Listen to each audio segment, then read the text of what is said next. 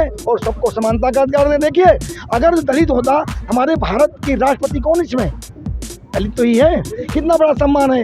ये कह रहे बटोगे तो कटोगे। अरे खुद काटने बांटने वाला काम सरकार कर रही है। ऐसा क्यों कर रही है? 70 करोड़ में 70-80 हजार करोड़ में एरोप्लेन खरीदना पड़ रहा। आज तक क्यों नहीं बना पा रहा? क्योंकि योग्यता की हत्या हो रही है, इसलिए नहीं बन पा रहा है। आरक्षण हर हाल में खत्म होना चाहिए। मैं समझ रहा हूँ यार, मैं कितनी बार कहोगे, मैं बार बार कह रहा हूँ इसको वापस लेना पड़ेगा। आज मोदी जी बुराड़ी में बैठे हुए हैं, क्या बुराड़ी में वो कहेंगे सबका साथ सबका विकास? अपनी ही बात में लात मार दी उन्होंने। ये बटेंगे कटेंगे बोलते रहे। क्यों? इसलिए क्योंकि जब तुम गुजरात के चीफ मिनिस्टर थे, फिर तुम प्राइम मिनिस्टर बने, बिना मेजोरिटी के तुम कभी नहीं आए।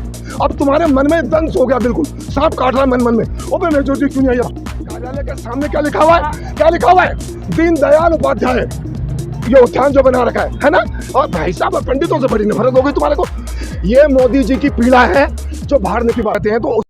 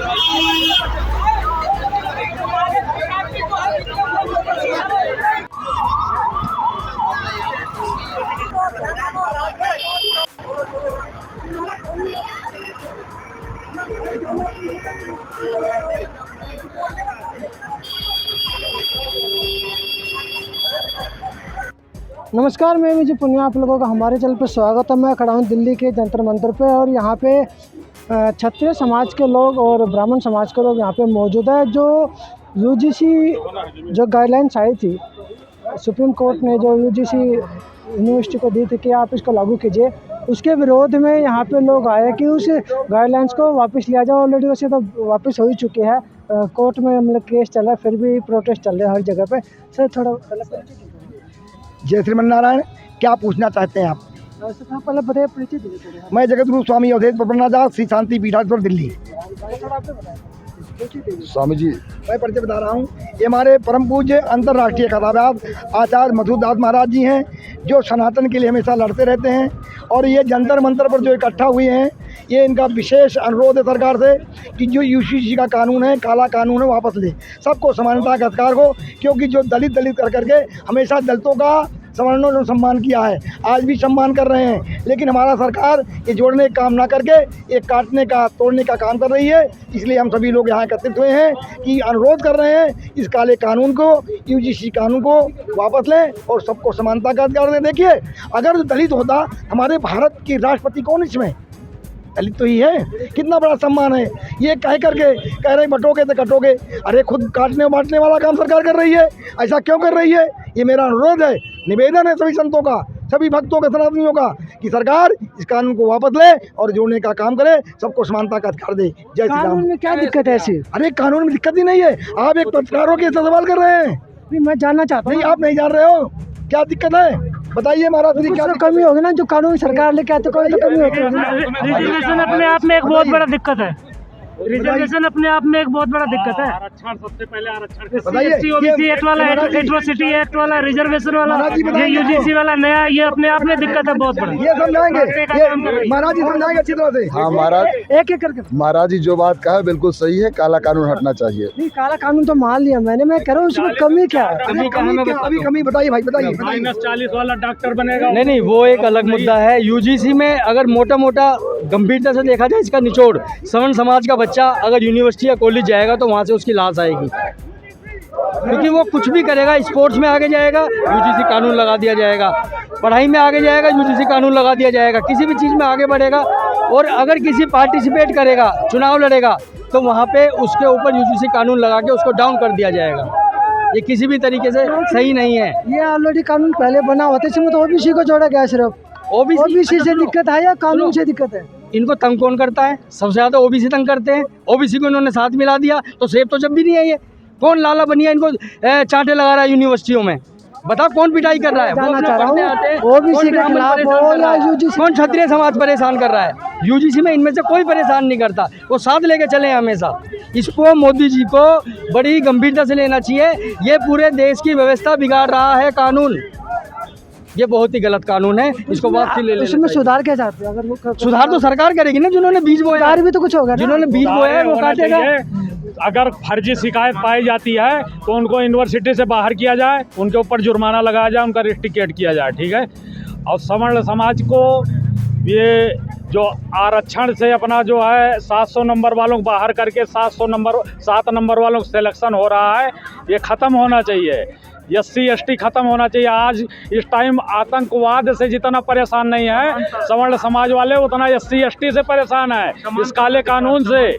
पैसे के लालच में कानून है, यूजीसी है। SC ST UGC आरक्षण तीनों काला है, ठीक है। आरक्षण के वजह से योग्यता की हत्या हो रही है। जिस आदमी को जहां पहुंचना चाहिए वहां नहीं पहुंच पा रहा है। 700 नंबर लाने वाला बाहर हो जा रहा है, 7 नंबर लाने वाला सिलेक्ट हो जा रहा है। कहाँ जाएगा देश? देश पे छिड़ जाएगा। देश कहाँ जाएगा बताओ? आज ये देश अमेरिका से भी आगे होता।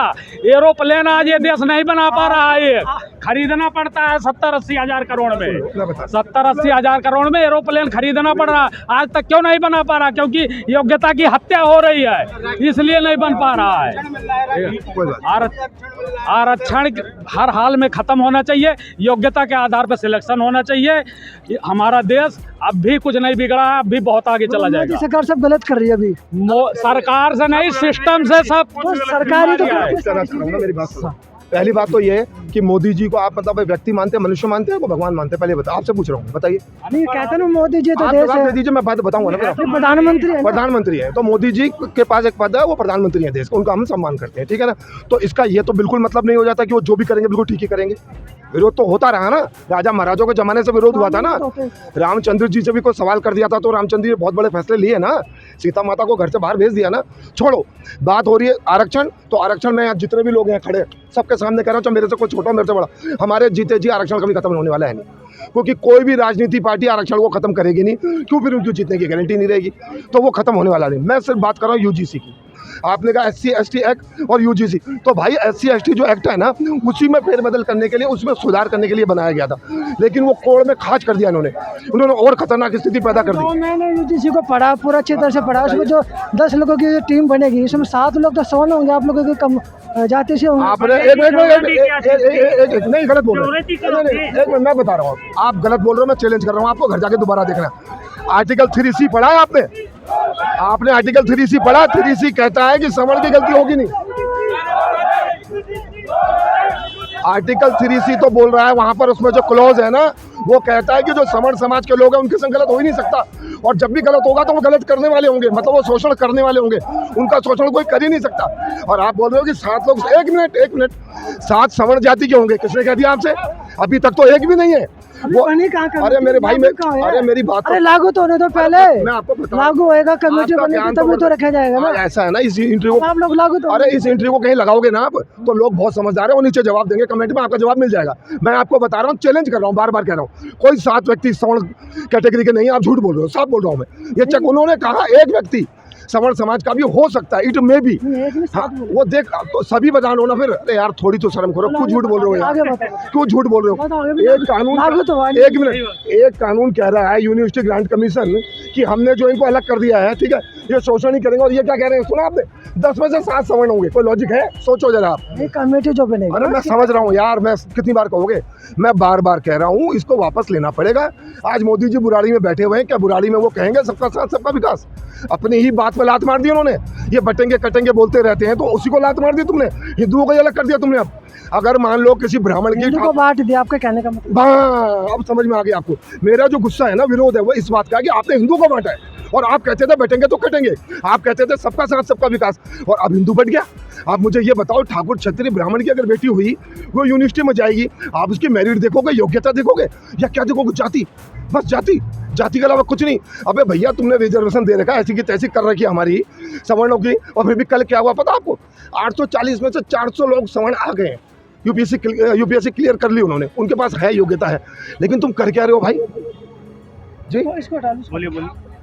ये कौन आ गए? अरे बोलिए साहब। कोई बात नहीं सर, आपकी आवाज़ तो जानी है। हाँ, तो मैं वही बोल रहा हूँ आपसे, अरे इसको हटा ले, आवाज़ खराब आ रही है। मैं वही बोल रहा हूँ कि ये हिंदुओं को बांटने का खेल है। और अब सुनो, तुम थोड़ी बदतमीजी भी करनी चाहिए। ये लोग हैं गुजरात के, कौन? अमित शाह भी, मोदी जी भी। गुजरात का लोग, मैंने सुना माँ के पेट में ही साले व्यापारी बन जाते हैं, मारवाड़ी हो जाते हैं। महात्मा गांधी ने ऐसी की तैसी कर दी हमारे देश की। मोहनदास करमचंद गांधी, क्षमा चाहता हूँ मैं महात्मा नहीं कहता उसे, और आज तक महात्मा तो ब्राह्मण थे, लेकिन आप उसका किसने कह दिया यार ब्राह्मण थे? पता नहीं यार तुम कहाँ से आए हो यार, मोदी वाला तुम काठियावाड़ी हो क्या यार? मोदी मीडिया आगे बताओ, पता नहीं कौन हो तुम यार, आगे बताओ। मोदी हाँ, मीडिया तो नहीं अपनी धुन में रहते हो हैं? कोई गाना नहीं होगा, अपनी धुन में रहता हूँ मैं भी तेरे जैसा हूँ। सुनो मेरी बात, मैं ये कह रहा हूँ ये लोग इस तरह का एक, अरे इसका कुछ नहीं है, ये पहले ही वो है।